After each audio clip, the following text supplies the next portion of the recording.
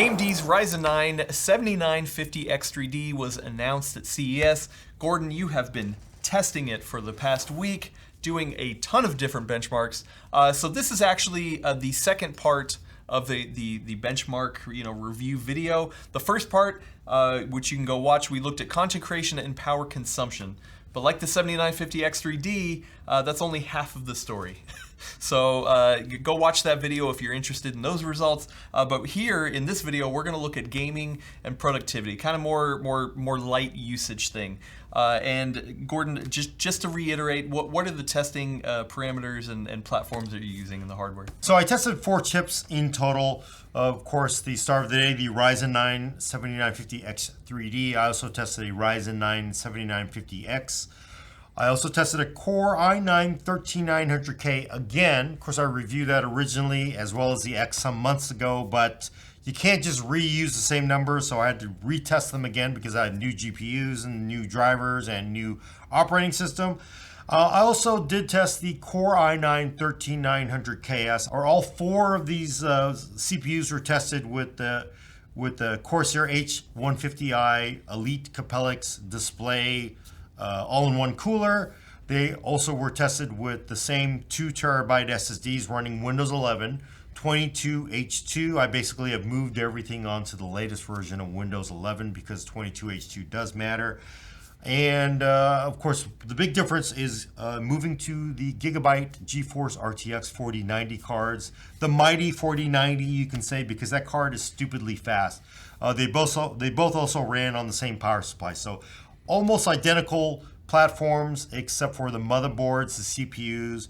The memory was also set the same, 32 gigs of DDR5 at 6,000 mega transfer. And to sum up what we saw in content creation, the X versus the X3D, because one of those dies has the cache on it, it has lower clocks, so under all core workloads and heavy content creation tasks, that X3D just loses just a little bit, maybe 5%, maybe 6%, sometimes only maybe like 3%, it really depends. But the idea is that for the extra little money you're paying, what you're gonna get in gaming is gonna more than make up for the little bit you lose in content creation, correct? Right. No, that's the messaging. I think that would make sense because if you're a pure 3D renderer, you wouldn't pay a premium for the X3D. No, probably not. Probably not. But if you play games, but if you're rendering and you're playing games, maybe it makes sense. All right, so let's get into the game results.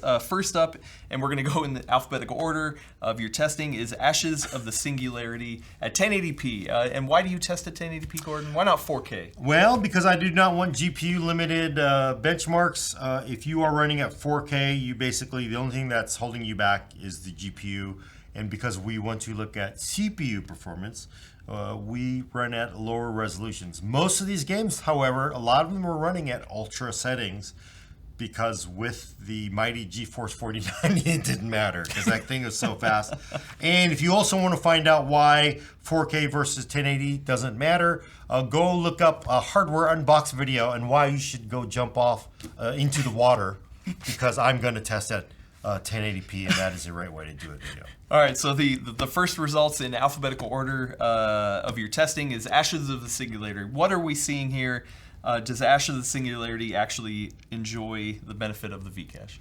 Well, when you look at the CPU focus, where there's more units thrown to the screen in order to supposedly make it more of a CPU-bound benchmark, it is DirectX 12, so it was actually the showcase for DirectX 12 and the ability to use all the CPU cores that we were going to crazily get over the next few years. Honestly, it clearly didn't make any damn difference. It's slightly faster for the X3D part. Of course, the problem is Ashes of the Singularity is a pretty old game at this point, and frankly, it never was designed for the point where we would have 16 and 24 core CPUs or a 4090 level of graphics. So even though this is a GPU focused benchmark in the bottom, it is still very much a CPU focused benchmark at this point. So the overall winner though is the Intel. Look at that Core i9 13900K 154. Obviously, who cares? That's not a big difference. But to me, what kind of matters is you're looking at the X. So clearly, this game looks like it favors Intel a little bit more at this point. You're looking at that 7950X. It's 141 frames versus 154 of the K, right? It's mortal enemy. It's 141 frames. But when you drop in that X3D part, you are now damn near as fast as that K. So you are, even though it does favor Intel, it looks like, the X3D part gets you much, much closer to that Intel CPU. Catches up with that X3D part. All right, that's interesting. Well, what about more of a modern title? What about Assassin's Creed Valhalla? Okay, so for this, I basically ran it in the Ultra setting, where I thought it might have been a little more GPU limited. So then I also ran it at the medium setting. It was set at 19 by 10 or 1080p. You can see that looking at the ultra average frame rates, the overall winner is X3D. Yeah. Right? Only by a little bit. Yeah. But it is the winner. Bigger bar better here. Bigger bar is better. And the thing is, so initially when I first ran this, because again, I'm rerunning fresh numbers with the latest NVIDIA drivers, latest OS, brand new 4090, I thought, well, a 211, 209, this thing must be GPU limited. So I better crank it down to medium. I did not expect that X3D part to pick up the gains it did. The margin's actually a little bit wider. Right, because now we actually see as we're less of the GPU holding us back, we get up to 283 frames a second average over 270 for the standard X. So that Vcache is paying off nice dividends in Assassin's Creed Valhalla. It's also pushing well ahead of that Intel, that Core i9 13900K part too. Enough to be a game changer? Probably not. But I will point out also, you do get, your 1% lows and your 0.1% lows are definitely also better with that X3D part. We saw that with the 5800 X3D. A lot of people really like those low 1%. It's just sort of like those odd hitches. Once in a while you get a frame, it gets really low. X3D goes a long way towards helping you there. Yeah, that is nice. That is nice. Next up, we have the ever popular Counter-Strike Global Offensive. Gordon, how do you test this one? Because it doesn't have a built-in benchmark. I actually use the workshop map. It doesn't have it. You can download this workshop map. It's available for free in the Steam store if you own the game. It basically runs a scripted section of the game. Some people say it's not representative of the actual gameplay, but let me say, if you're getting 900 frames a second and the gameplay is giving you 1,000, or maybe the gameplay is giving you 700, I don't know if that makes a difference. Why I use it is because it's very repeatable. So I like scripted benchmarks built into games, because the less chance of me making a mistake at 2:30 in the morning is just better. It's just safe for everybody. The game clearly also does not care about the cache. Yeah, wow. I was actually a little bit surprised. I mean, I think this is indicative that CSGO probably cares more about frequency than cache, right? Yeah. Again, so the higher frequency probably matters. Although I'm actually surprised, because we saw with Cinebench a lot of the testing in our other video that honestly, lightly threaded tasks, the X3D part is dead even with the X. So why is the X3D a little bit slower? Well, here? probably because it's registering it as a game and putting the lightly threaded tasks right. on the cache version. You are ahead of me. You're right, because if this is one of those games that if I manually went in and I flipped the X3D part to run on the actual higher frequency CCD, I think you're right. I think we would get the same score here, because the way that AMD basically tells Windows, or Windows basically decides which cores to use, it's using the game bar. So the Xbox game bar goes in like, oh, this is a game, Counter-Strike, I know it. Everybody still plays this game that's like, 14 years old. People still play it. I know it's a game. And then so that I need to run this game on the Vcache die. Yeah. So that may be entirely the reason why it's being pulled down a little bit. Which we were wondering about this since CES. How is it going to manage itself? I mean, we've got a good video that you're referencing. You should go watch it. About how it manages it and what you can do to kind of override it. But yeah, in its default configuration, it's going to view this as a game and it's going to run the X3D part on the cache version. You're only losing about 2% performance, right? Here, so maybe that doesn't matter. But potentially it could matter somewhere else. So that is an interesting thing to note. Right. Okay, so moving on, let's brand new shiny game, Cyberpunk 2077. This is a kind of an odd one as well because it looks like it favors AMD. Yep. But once again, it looks like it probably favors the frequency cores versus the cache cores. Yeah, again, same thing. I think that it's throwing it at the cache cores. It's a little bit lower clocks. So you're losing about 4% performance versus the X part with the X3D part. Probably, as we surmise, you're running on the cache dies. But it still is 1.5% faster than Intel. The 1300K. Yeah, so hey, 1.5% is in front. Next up, let's look at Dirt 5.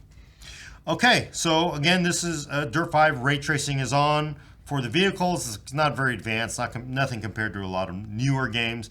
I'm also running VRS. It is again at 1080p, and clearly it favors AMD big time. Wow. It does not the Intel chip is just simply Intel just is losing against AMD here by a significant margin.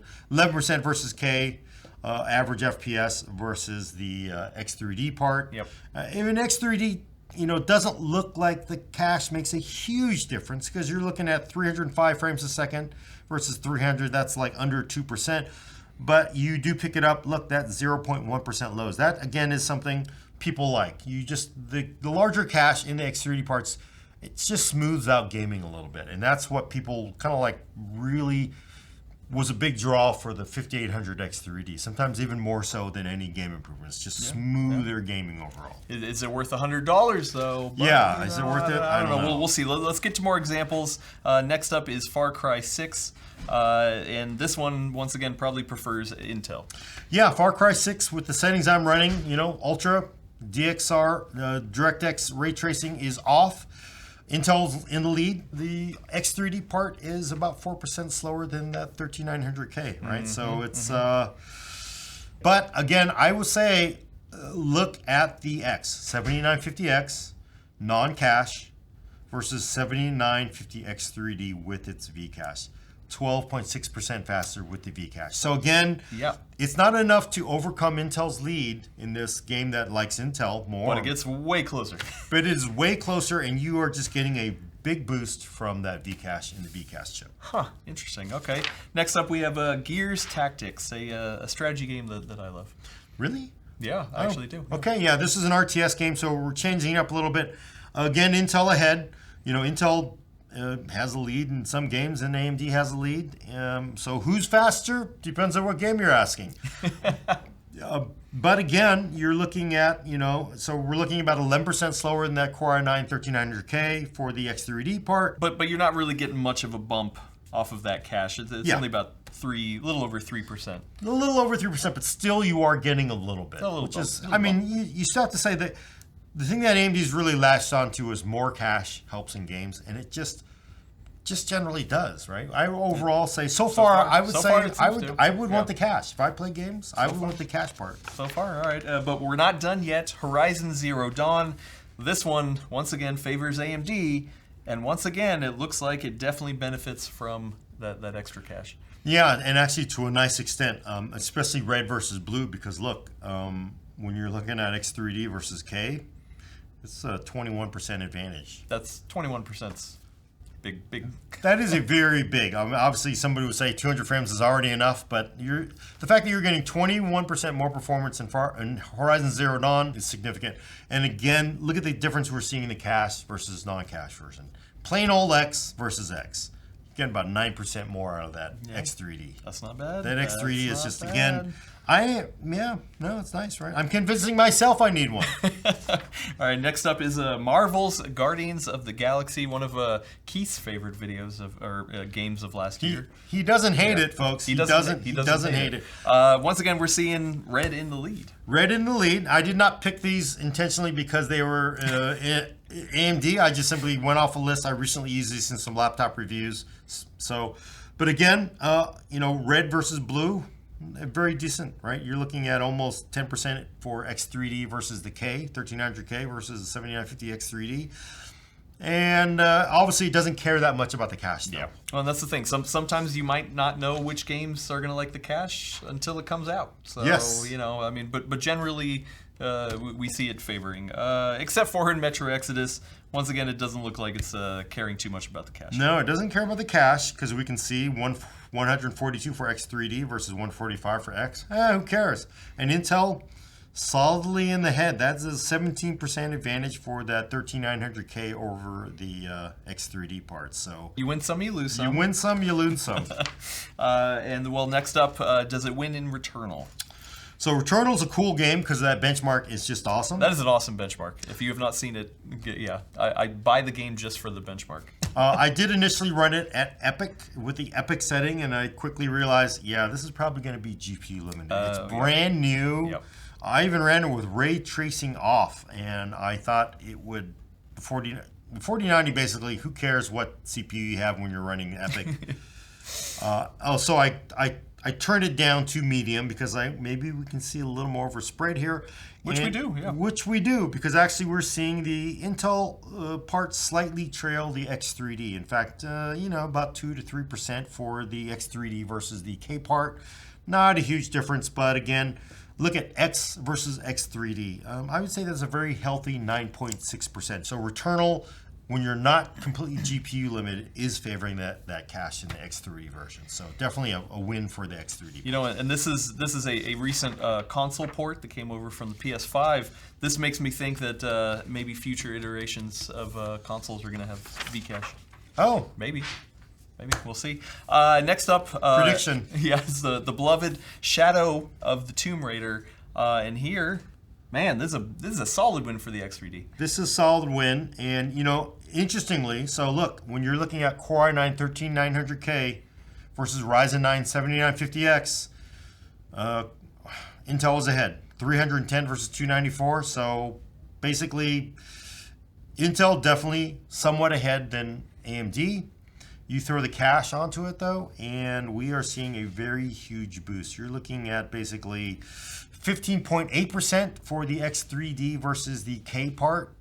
That's a big win, I would say, for the Ryzen 9 7950 X3D.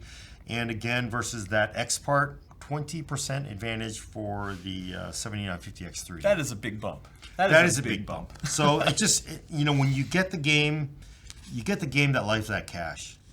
It feels like, don't you feel overall we're getting more wins and losses here? Oh yeah, no, I definitely think so. But it looks But like not a in Strange loss Brigade. in Strange Brigade. We're getting a loss here. So not only are we getting a loss against Intel, it looks like it is not liking that cache. It wants the frequency here in Strange Brigade. Intel Core i9 13900K has got a solid 9.6% lead over that Ryzen 9 7950X. 3D. That's a pretty big win, and I suppose even worse, the X3D part, which you are paying more for against the 7950X, about 3% slower. So you're paying more to get a little less performance in this game. I will say I'm running Vulkan. AMD tells me Vulkan shouldn't make any difference in how it runs, and I would think that's true, but I do need to go and look because I could not activate Game Bar in Strange Brigade, and I'm wondering if it was marked to not run on like the Windows cache G, version. it would not pop up. It would say not supported. It would basically say the game was okay. not supported in Strange Brigade. Huh. But I do say AMD says that shouldn't make any difference. And then honestly, if it's running on the higher frequency part, that non-cache part, shouldn't the score be the same as the X part? Yeah. So So I a little- think it is thrown into that cache. That is weird you're saying. Yeah, so I'm not sure what's going on. It's there, the game bar may not be the only thing that's deciding what's running where. Okay.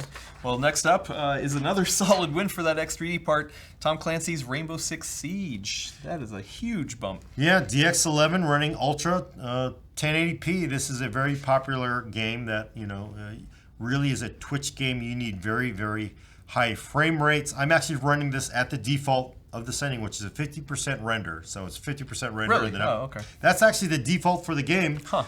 But, because you need to hit 700 frames a second. I guess. Yeah, it looks like it. But look, the cache version, that darker red bar, that Ryzen 9 7950X 3D, 12.5% faster than that Core i9 13900K. Wow. And again, also against the Ryzen 9 7950X, no cache, 11% faster. So again, that cache really is just paying nice dividends where it matters. All right, and especially in Watch Dogs Legion, wow, that is probably the biggest bump that we've had from the X to the X3D. It's just under 22%. That is the biggest bump I think we've seen so far. Yeah, it's nuts, right? It's a little bit more than Shadow of the Tomb Raider. 156 frames a second for the X versus the X3D versus 200 frames a second. Well, and another way to look at this, look, the 1% lows on the X3D, 144, the average FPS on the X is 156. Yeah. So the 1% lows are actually close to the non-3D Vcache part. Right. And again, it just tells you why people love the X3D part. I think is you really help with those 1% lows. You eliminate those stutters in the game, or you not eliminate them, but you really lower them. But it's a big win here. 19% versus Intel and 22% against the X part. Seems like it's worth that extra money for that X3D part. Well, we've got one more game, and it is World War Z, and once again, red bar. Much bigger. And Adam decided to go alphabetically, so I guess this just ends on good news for AMD here. But yeah, look at that. World War Z, 20% versus Core i9 13900K, and 23% versus that X part. That cache, when it matters, when it's loved, it's really loved by these games. Yeah, well, and I think as we wrap up the gaming, because we still have a little bit of productivity, as we wrap up the gaming, we're seeing there were only a couple instances where the X versus the X3D, the cache didn't make a difference. And it held it back. There were a couple games that needed more, seemed to need more frequency. But by and large, the games that needed the cache got a nice bump from the cache, and especially in those 1% lows. So yeah, I would say overall it felt like you were basically getting above 10 to 15%. Like if you were to look at it, I would say 10 to 15% overall. Like in the games that, like in the, for the ones where the cache mattered, right? I mean, at the top end, I mean, we're looking at 22%. Right. At the bottom end, maybe a healthy 3% uplift. So but there's a range, obviously, of course, in there. But I mean, that's pretty good. That's pretty good. Yeah. No, and I actually think it's even. Let me ask you this though: when you were looking at the times where they didn't like the cache. It's actually kind of dragging here. Why is it slower than my X? I paid more to get less. But honestly, even those were like 5%. Yeah. Right? So you're looking single digit loss in performance in the games that did not care about the cache. Yep. Versus that bigger uplift of 20%, 15%, 10% in the games that like the cache, right? Definitely. Well, and once again, this has been AMD's messaging, is that, hey, sure, you're going to lose a little bit on content creation. You saw that in the last video. But what you're going to get in gaming, man, when it needs it, it needs it. And this is once again just a subset of the games that are available out there. Right. But I mean, these are some of the most popular ones that you can benchmark. So of course, go watch other testing. I'm sure there's going to be ton of other game testing out there. But from what you're seeing in your testing, you're seeing an uplift. You're seeing an uplift. Is it worth that extra $100? Yeah, I think that's for everybody to decide. Yeah. Because it depends. Again, watch our other video, because there's some things where I'm paying more to get less, and a lot of these things I care about may not be worth it. But in the times in content creation where it did lose versus the X, it didn't lose by 22%. No, never did. And I think that's why it's defensible there, because you weren't giving up huge, you weren't taking huge performance hits. It was still very similar, like 5% overall, because you're just clocking it down a little bit. Yep. But the gains for gaming are so big, it feels like. Yeah, super interesting. Well, before we wrap it up, we do have some productivity tests, because not everyone's going to push all the cores. A lot of people like to browse the web in between game sessions. So, Gordon, you've got some Google Chrome results. Walk me through the results here. Yeah, so this basically, I take Google Chrome version 1.10 and I run through 4 popular benchmarks. I think what's important here is the X3D part isn't really losing ground against, say, like in WebExpert against the Intel, right? It's just very similar. Or the X. versus the X, right? I would say overall, and actually it's in close. Motion Mark, it's actually gaining a little bit of ground. So Yeah. I mean that's at least a good thing to know that in lightly threaded tests, it's probably going to go to those frequency cores, and you're going to be just fine in that. But that's Does just help validate that. Yeah, that's just Chrome. What about Office? Office can be can take up some resources, but it's generally more lightly threaded. Yeah, generally, and overall, you're looking at Intel generally kind of leads here because of some of the wins. Overall, the Core i9 1300K is 2.2%, and of course, the X3D does drag a little bit against that X3D part. But where the AMD chips generally win is in Excel. So you're generally pushing more cores there, and the AMD CPUs generally pull ahead in Excel. So overall, the argument here would be like, it doesn't really matter, because is Office ever going to get slow in any of these expensive high-end CPUs? No. But also, you're not gonna lose anything going from an X to an X3D. Nah, not enough to make a difference. Okay, well, but what about everyone's favorite tool, Geekbench? Yes. It's the official benchmark of internet arguments. That's actually true. So here's the official data. To me, what's important though is to see that the X3D isn't losing ground against the other CPUs. In fact, in single-threaded, single-core performance, it's actually beating the 7950X by about 2.5%, and actually beating that Core i9 13900K by about 4%. And when you move to multi-core performance, Intel actually wins. Interestingly, I've dived into this in previous benchmarks. I'm not going to get into it here, but some things just simply run a little bit faster in multi-core and Geekbench on Intel than it does on AMD. And you're looking at the X3D fall behind the X because, again, more cores being used. The X has a little more oomph than the X3D, about 2% slower than the X with the X3D. And it's about a solid 8.5% slower than the Core i9 13900K. But that's Geekbench. Just one thing to test. Your last one here is Crossmark. What are you testing here in Crossmark? So this is basically a cross-platform benchmark similar to Geekbench. It is made by Bapco. It basically runs on Android, iOS, Mac OS, Linux, Windows. You can go download it and run it. It'll upload the scores to the internet, by the way. It's they basically write applications on each different platform, and they're compiled with compilers for each platform. It's basically native performance across the different platforms.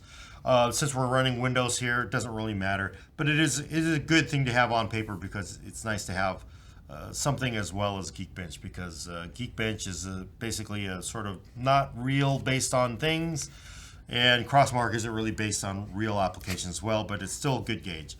Overall, though, the X3D loses a little bit of ground, not a huge amount to the X, about 2.5%. Intel overall is actually ahead. That Core i9 13900K about 8% faster than the X3D part. But the biggest delta, interestingly, is in responsiveness. But yeah, responsiveness, Intel has a pretty serious lead, about 18% ahead of that Ryzen 9 7950 X3D part. The responsiveness actually might be more important to some, and basically that's a portion of Crossmark where they tried to measure the time it takes to open an application, the time it takes to access files. So again, remember, we're using the exact same SSDs across both platforms. They're in the correct M.2 slots. So for some reason, either the drivers or the file system on the Intel machine is just simply a little bit faster than the, well, actually, a decent bit faster. 18% is not a little bit. That's a decent percent faster. You combine responsiveness with productivity, and it gives the Intel part a decent lead over the AMD chip, both of them. And I will say most of this load is lightly threaded, so it doesn't use all the cores. Okay, so that gets us through all the benchmarks. Gordon, thank you for all that testing. That is a lot of benchmarks if you watched both videos. But I think the big question here at the end is that the 7950X, I just looked on Newegg, it's about $600. The 7950X3D coming out, if it comes out at that 700, I'm sure it might be inflated. when at the very beginning, but it'll probably settle down to 700. We're looking at about a 16% increase in price from the X to the X3D. Now, thinking back after all the testing that we've done, content creation, gaming, productivity, power usage, all that kind of stuff, do you think that 15% increase is justified for the X3D part? I think the only way to answer that is considering how I'm going to use it. For me, because you've got to remember, hardware for personal computers is personal. You buy for your needs, not for somebody else's needs. Yes, I think it's well justified. You're looking at $100, and the upsides in gaming, newer games, other games, is just too huge. To me, I think it's worth taking that small hit, like maybe 5%, 6% in content creation, because, frankly, I'm not going to be pushing all cores all the time. Most people are not going to be using all the cores in their CPU all the time. And there's just a better upside for that X3D part in gaming, which I'm going to do more than I'm going to sit there and do a 3D render. So for me, it makes a lot of sense. And honestly, it's only $100. I know people say only $100, but you know what? Don't do the RGB fans. Don't do something. It just feels like it's just the upside is there. But again, the upside can be there. The upside. That is the hard thing. That is number one for me. The hard thing is you can't always tell which game's going to benefit from that cache. Yes, in the games that don't benefit from the cache, you're not losing too much. Right. But also if you're paying like $100 extra, to get the same performance, that kind of stings, right? In some games. The other thing is, I do hope that the tools are there to be able to say, hey, you know what, this game prefers the cache, so I want to put it on the cache. Oh, you know what, this game prefers the higher clocks, we'll put it on that CCD. So I think the tooling can mature a little bit as well, and maybe it will. I'm sure it will. But the overall picture, once again, is, does this thing, is it the best of both worlds? Can you have your cake and eat it too? Can you have that awesome multi-core performance, but then also those large gains in gaming? Yeah, no, I think so, because you remember the original Ryzen 7 5800X, it ran at lower clock speeds. So, like no matter what, you got lower clock speeds than a Ryzen 7 5800. You just simply could not get the same single-threaded, lightly threaded performance as a 5800X. So X3D would always lose there. Yeah, the game performance was there. That's great. The other problem the 5800X had is, at the time, and you still can, I could have bought a 5950X or a 5900X, 12 cores, 16 cores.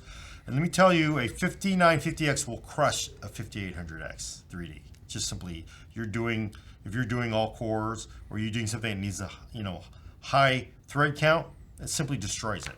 So it was in this weird spot where I want X3D 5800X 3D performance, but I want high core count performance. I can't get both. I had to make a choice, right? Yeah. So, and then if I wanted 5800, if I wanted a 5950X, I wanted all cores, but I want cache.